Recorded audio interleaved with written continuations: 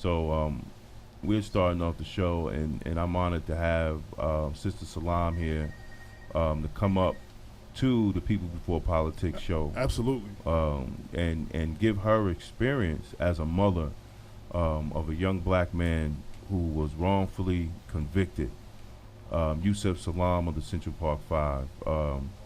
She has a story to tell, and not only she has a story to tell, she has lessons to give the community, our community leaders, and other mothers that children have went through this process that people don't know about.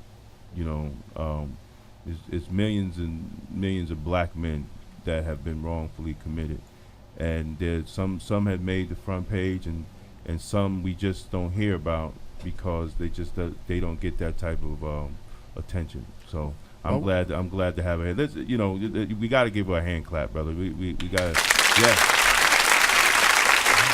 And I just want to say, I got to make a joke.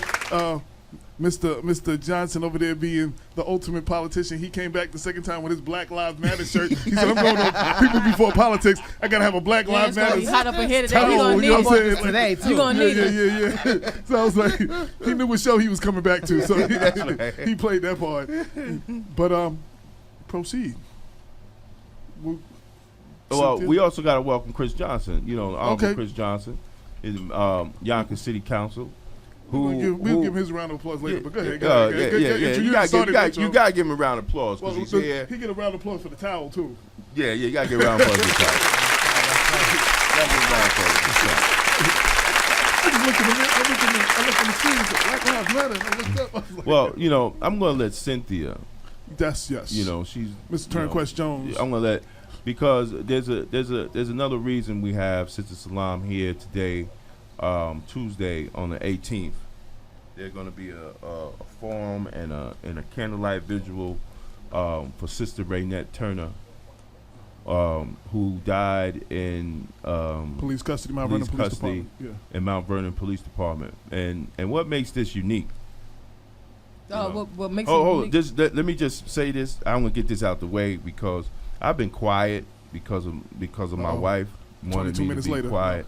No, go ahead. But I just got to, because my wife works for the department, and I told her I would have a little quiet time. I would not speak out against the department because that's her employee. Right. So are you gonna be quiet right now? No, the time's over. He's been quiet. Time is up. Time is up. The grace period is over. We need to say one thing. We had a lot of new people listening, and they were expecting the John Boykin to be here from 6 to 6:30, and he did not show. So you are listening to people. He didn't get here yet. Okay. All right. Well, the show is for 2 hours. For those people listening, so far he's not here. Right. But continue to watch. He may be here later. Go ahead. Now I'm getting back to my silence is right. So let me go first. That might be quicker. Yeah. Go ahead. All right. So on August 18th, Tuesday, at 6 p.m. at the mansion in Mount Vernon, is 4 North 3rd Street, located in Mount Vernon. We're going to have a forum. The title is called Speak and Be Heard. # Say Her Name. Raynette Turner. We're having a town hall in regards to Raynette Turner, as well as other individuals who died at the hands of NYPD. Raynette Turner is 42 years old. She was a mother of 8 and was arrested for shoplifting, and she apparently stole $40 worth of crab legs from a local store in Mount Vernon. Allegedly. Because she has not because we gotta remember, she has never been charged with the crime. So allegedly. For allegedly $40 worth of crab legs, and she was taken to Mount Vernon Police Department, where they did not give her a desk appearance ticket, and they did not ROR as well. And what they chose to do was to keep her in jail until Monday. And apparently between Saturday and Monday, she got ill. Supposedly she went to Mount Vernon Hospital and was seen there for 2 hours, and then left Mount Vernon Hospital and came back to her cell. And she never made it to court on Monday.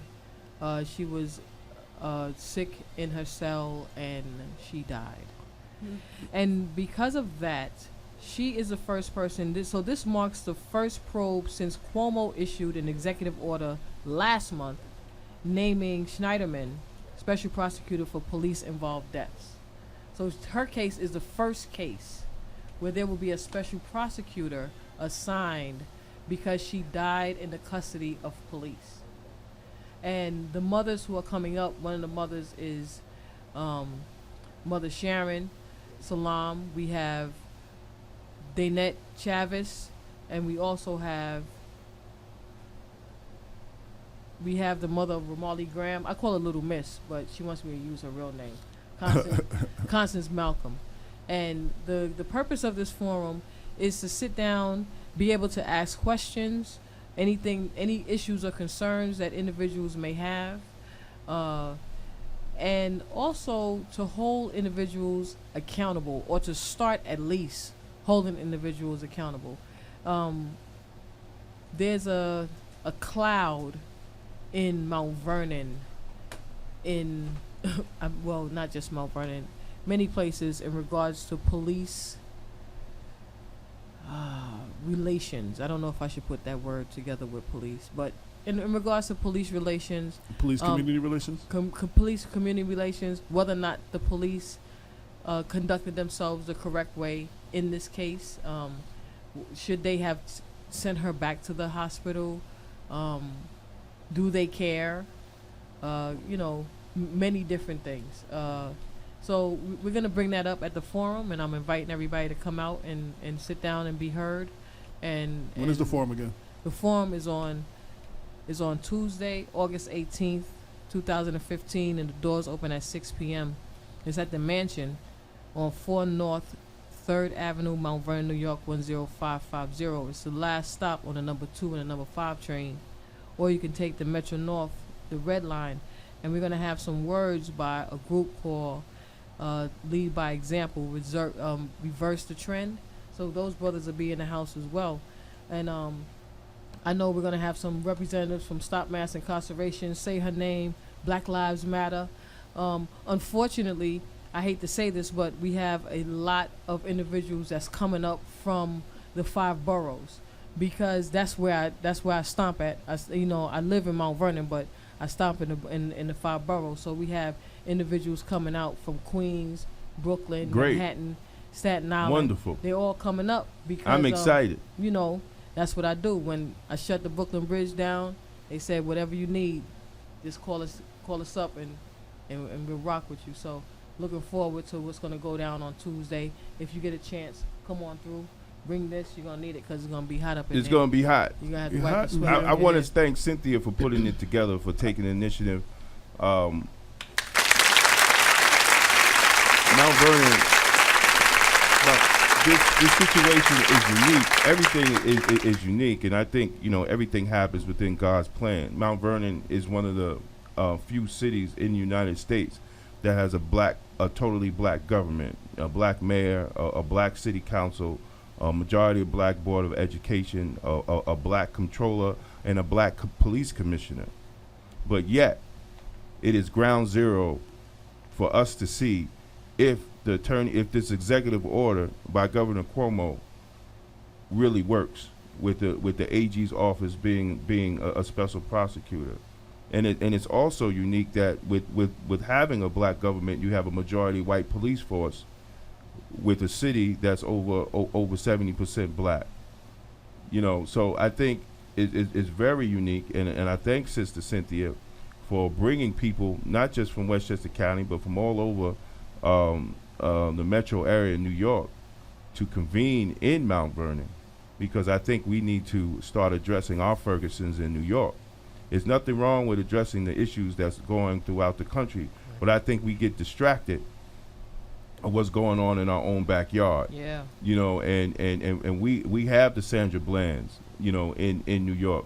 We have the Mike Browns, and we have all the other incidents that the major news talks about in all other areas. And it's right here in Westchester County, which is the 3rd richest county in United States. The county is the home of Hillary Clinton, who is running to be the president of the United States. This is a county where the majority of President Obama's cabinet is from. So we need to put some fire in Westchester County. And it's also the county where all the major CEOs from the Fortune 500 companies in New York, they live up here. Jay-Z and Beyonce lives up here. Commissioner from the NBA, commissioner from the and NFL. all them people live here in Westchester County. So we need to turn it up here in the home of all these superstars and great people and policymakers, and make them accountable too. Maybe we need to march in front of Hillary's house in Chappaqua, which only has 1% black folks, and she hasn't said anything about that. But we might have to bring the march in front of her house soon. We will exceed the black population that day by just showing up.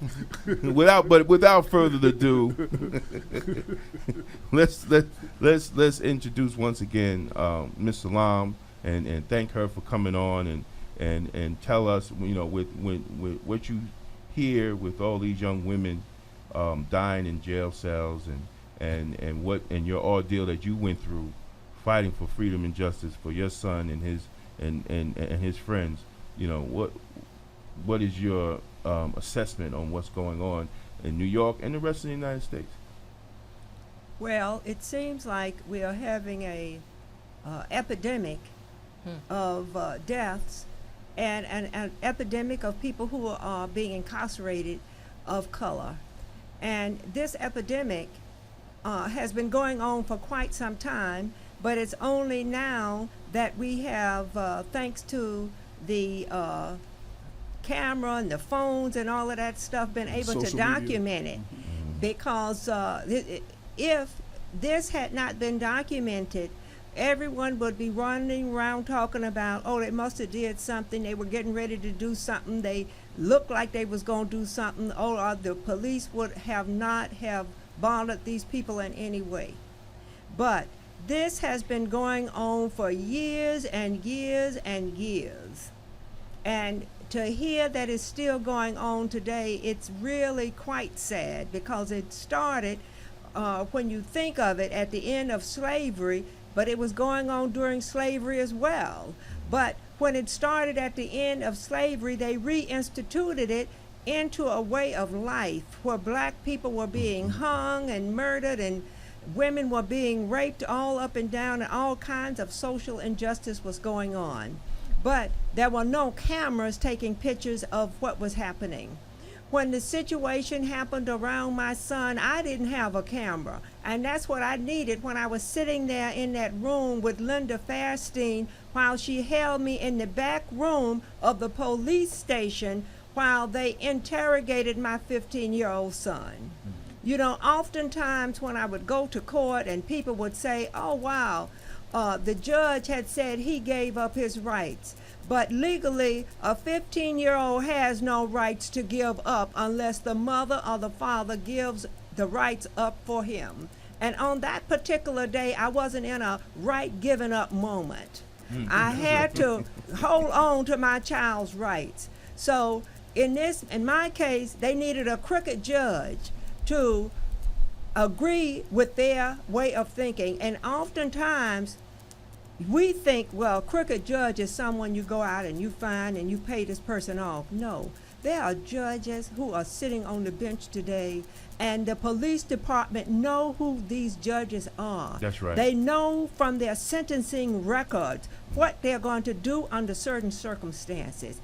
This particular man was appointed to do this case because one thing I want you to understand, and when you hear this, you'll have a clearer understanding of what happened in this particular case. They claimed my son showed them some fake ID that made him legally questionable for them and for their purpose. But on that night, they had 5 people, including myself, who told them that the child was 15 years old. They didn't want to believe that. They didn't want to believe it, but they knew how old he was, and that's because each time he came up, someone asked, how old is he? How old is he? They asked me for permission, and I denied them that.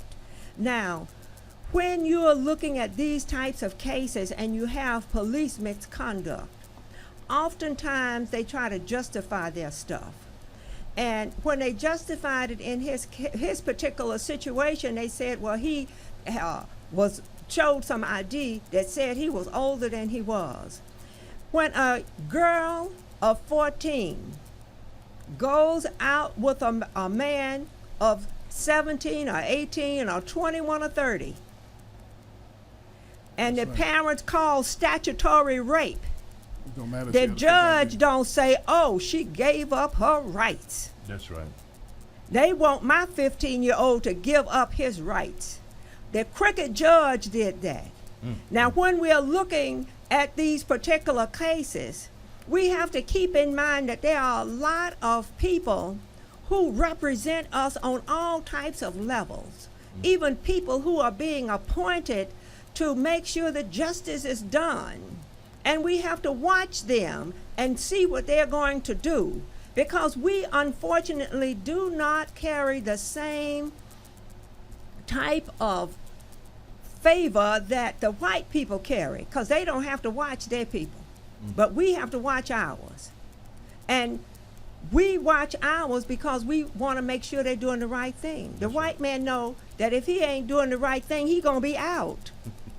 We have to take on that same kind of strength and significance in our community. If people are not representing us correctly, then it's time for them to move on That's so right. that Right. That's right. others Hand can Clap that up. represent Clap us that up. in the correct way. Get him out. That's right. Get him out. Yes, ma'am. We are tired of people who are doing policing, who retire after these incidents with a full pension. That's right.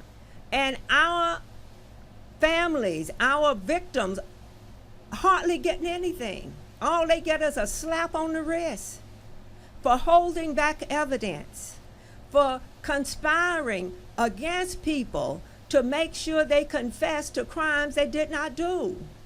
We need to change this system so that this system becomes one that is accountable to the community that it serves.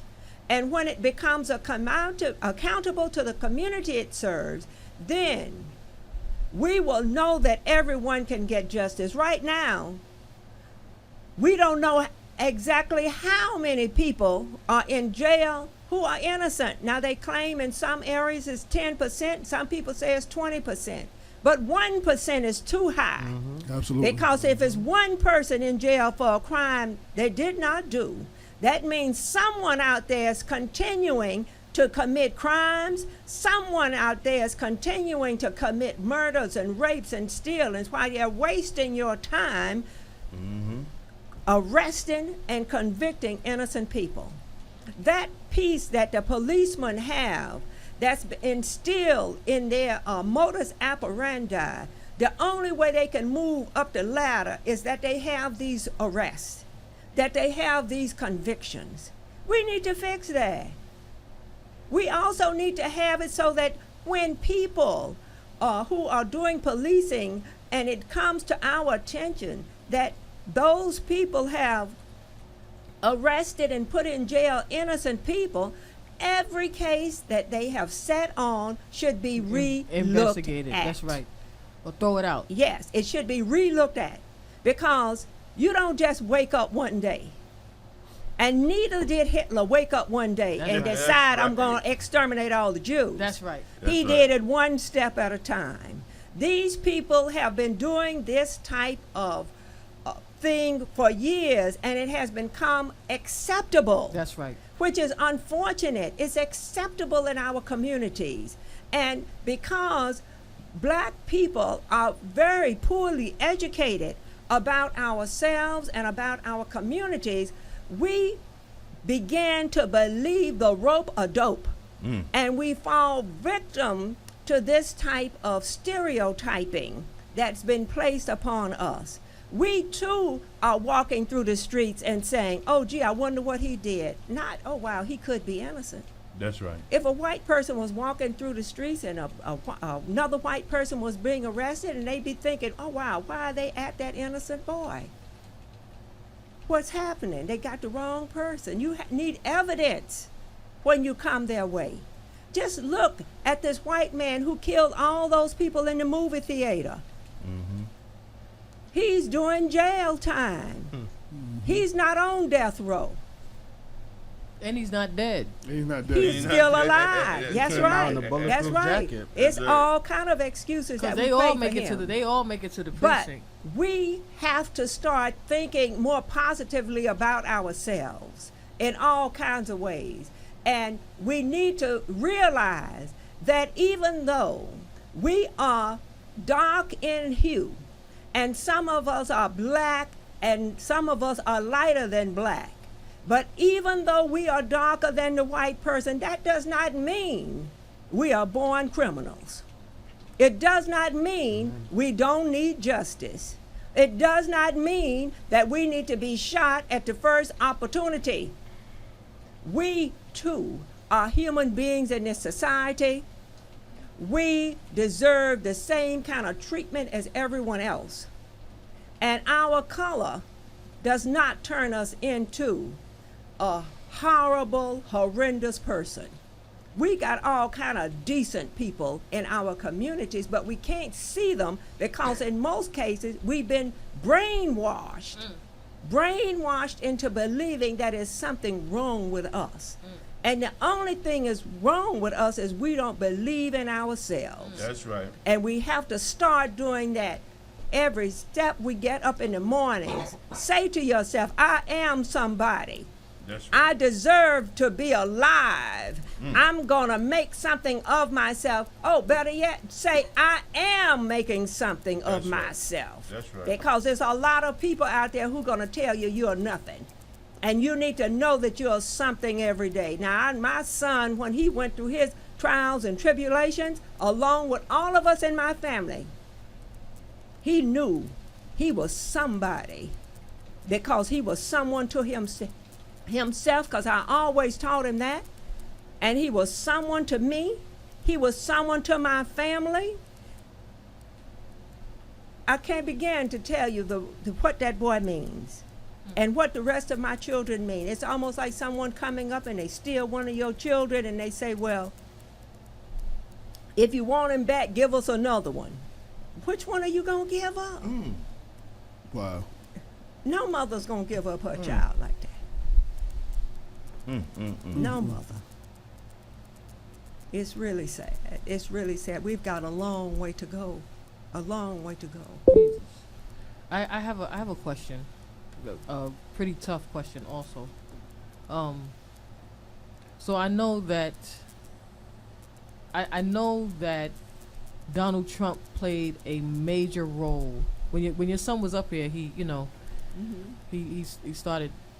It was funny how we met your son. Me and Damon met your son. Remember Damon? He was at the church for Marley Graham. And we got in the car and I was like, yo, that was Yusef. Right? And then we was going, Yusef Hawkins? We was like, I said, that ain't Yusef Hawkins. Yusef Hawkins is dead. So then we was like, look the name up. So we looked the name up. We was like, oh. A bunch of curse words, right? So then, right? And so then we was like, yo, that was Yusef, right? And so then, since then we started meeting Yusef more at the Ramali Graham house and the different protests and things, right? Yeah. And so then, we're talking to Yusef. He shared that Donald Trump played a major role with him and with the Central Park 5 being convicted. But the other thing that is alarming when I talk to individuals and I tell them what I'm getting ready to do for the day or who I'm going to meet was the part about the letters that were sent to you. Yes. And talk to the to the listeners about the letters. Well, the letters were part of the outrage that was showed to me, to my children, including Yusef. And some of them called me all kind of ungodly things. Some of them talked about my demise and how they was going to do it to me. And you could use your imagination because it wasn't very pretty what they was going to do. I lived with that kind of a hatred every day. People would come out of their homes and cross the street when they saw me. Some would spit at me. This was one living hell. But as bad as it was for me, even during those times when I didn't want to get up and go out, I knew that I had to, because I had other children who were in my house that needed my protection. They needed to know that their mother wasn't going to be crazy long. They needed to know if something happened, I would be there for them, and I would continue to be there for Yusef. These kind of things that you go through as part of a family, it's like an ongoing saga, and unless you really have gone through it, you don't really understand what it means or how it feels. Particularly if people are sending you death threats. People started sending me envelopes with powder in it, all kind of stuff. Hate mail. It was something I would not have wished on my worst enemy. It was awful. And that was one of the things when we went to the thing that you spoke at before me and Damon went. And, you know, we hear about what your son went through, but no one ever thinks what the family actually goes through with you. With Oh, this, yes. and the toll that is on the family. And when you spoke about that, I was just blown away. Like, I just was really blown away. Yeah. We don't even think about that. Like, it doesn't even come to us. Right, and in this particular situation, this was a very high-profile case. Yes. Yes. A very high-profile exoneration. And a very high-profile, as my brother-in-law would say, taken back of the exoneration. You're exonerated, but you're not really. Right. Right. Because that is the public persona of what happened after the exoneration took place, because we still have people who are in doubt because of what the media said, because of what Trump said and what other people said in the community. You see? So you have this kind of thing going on over and over again. You can't get really beyond it. It affects your life forever. Just like now, when I sit and I see my son, when people think of my son, they're going to always think of him in regards to this case. They're going to always think of me in regards to this thing. They're not going to think, oh, wow, that's one great mother. They're not going to think, oh, that's one great man who's a father, who wants to take care of his children, who wants to take care of his family. They're not going to be thinking those thoughts. Most of the time, they're going to be thinking, wow, he got away. He schemed the system. They're not going to be saying how the system schemed him, a 15-year-old boy. They turn into a man overnight. And then they convicted him of a heinous crime. And in what was really more heinous, I guess, about it than anything else was the rape of a white woman. Because all the way back during slavery and after slavery, the one thing that the black man was not allowed to do was come near the white woman in any form. Couldn't look at her. To look at her or right. anything. Now That's here right. you have these people who had raped the white woman, and I told those people that they had the wrong ones, because here you sit down and you say, gee, they raped this white woman, but they didn't leave not one negroid hair on her white body. That's right. Not one hair. Right. Right. Everybody raped her. Not one hair was found that connected them to her or anybody else that was in the group of people that they decided they wanted to pin this trial, this situation on, this case on.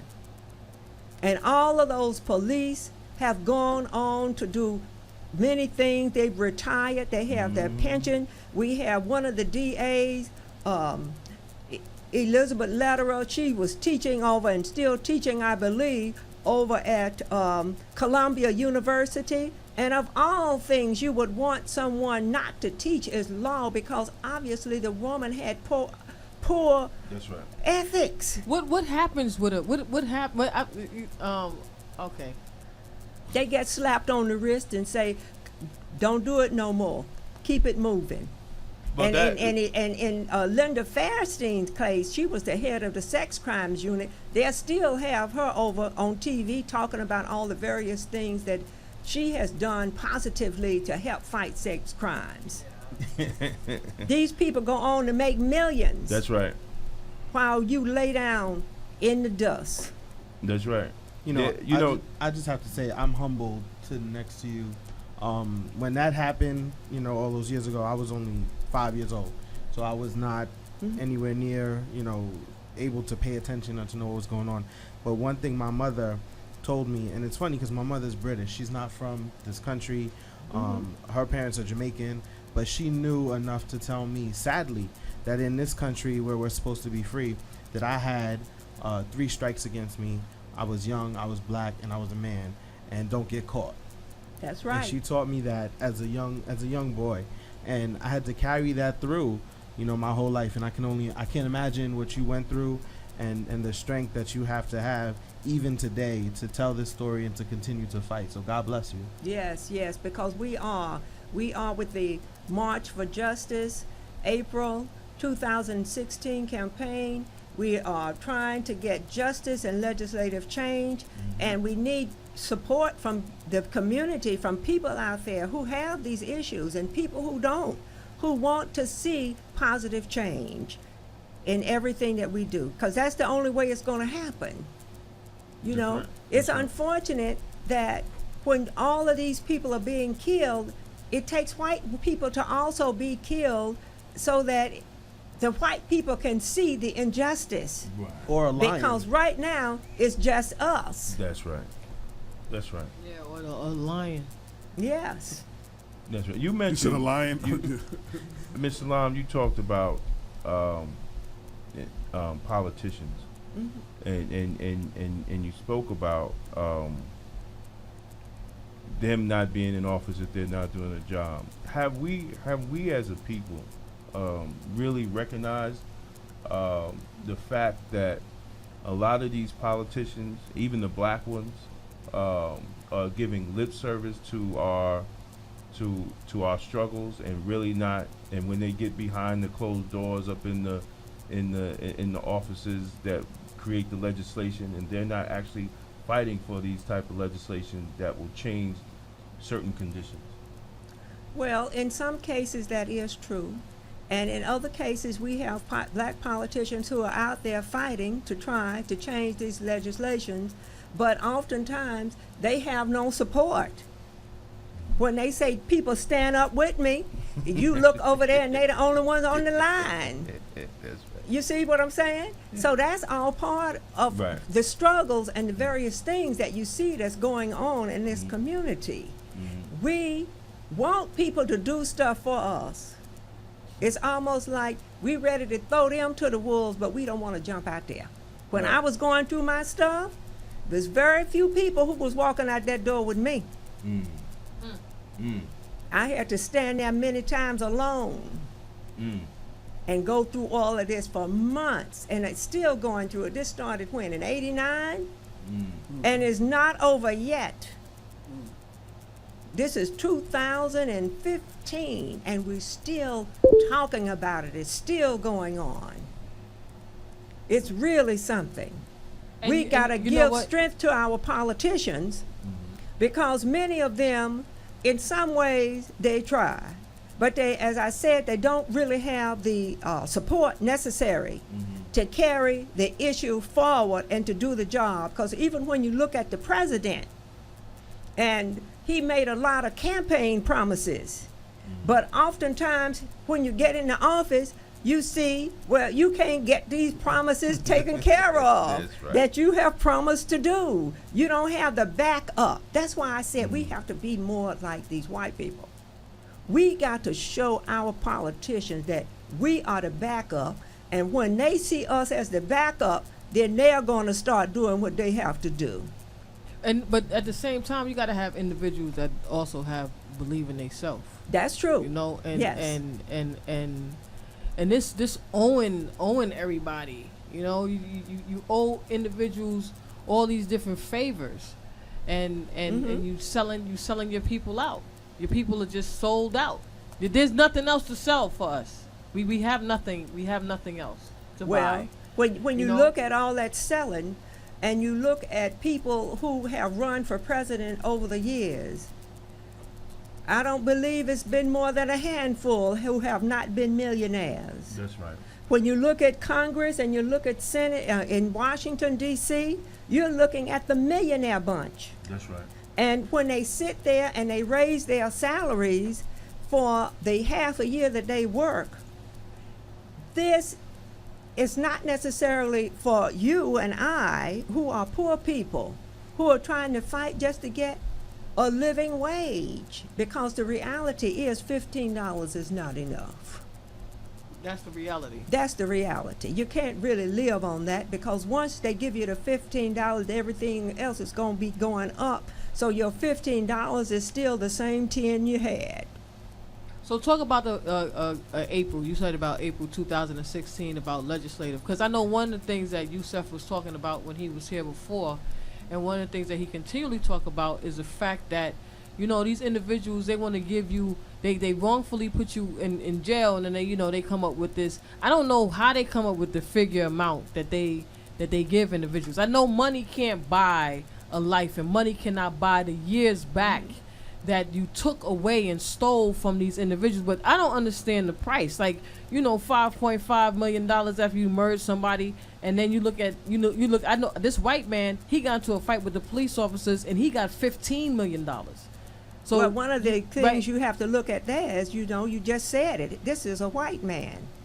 My son is still black. Racism is alive and well in this country, That's right. and it's feeding off all of us. So one of the things Yusef was talking about was the fact that they were that they only wanted to pay him, and they didn't want to pay the family, because they don't understand that the family is also incarcerated while the son is incarcerated or the daughter is incarcerated. Is that a part of the legislative change that you... Yes, that's going to be some of the changes that we're looking forward to doing. We also want, as I mentioned earlier, all cases of law enforcement who have been involved in a wrongful incarceration to be reevaluated to see if others are there, because we don't believe that this is just an anomaly that happened this one time. We're looking at that. We're also looking to see if we can change the proximity so that people are getting services for the time that they spent in jail. We want them to get housing help. We want them to get job help.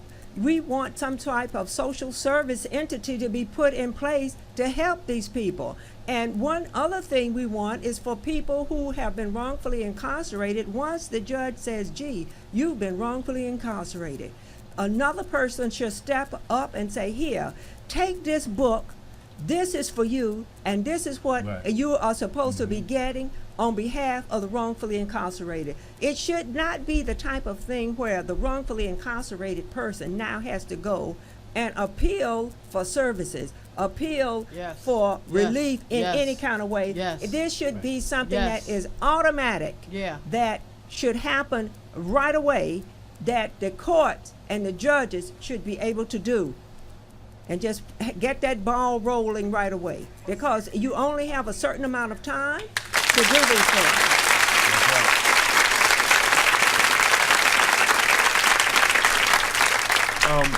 So talk to the people about April so that I could make sure that's on the website and and that we get the word out. But you got a meeting coming up, don't you? We have a meeting coming up, that's correct. The name of the group is March for Justice, April 2016. But we have a lot to be done before April 2016 comes around when we're doing the march. We have all this legislation and all this stuff. We need people to help sign up to work with us. We need people who can help organize buses from their various communities to go various places, to go up there and help us in Albany. Now, our meeting that we are going to be having coming up is going to be on Saturday, the 29th of August, from 10 to 12 noon. Mm-hmm. And at 12 noon is when we'll be leaving the meeting. So don't show up at 12 noon and ask where is the meeting, because at 12 noon the meeting is over. We need y'all to be on time. Where's the meeting at? We're going to be meeting in, see, you talked about legislators. We're going to be meeting at Assemblyman Keith Wright office in Harlem at Okay. 163, what is that? West West 125th Street on the 9th floor.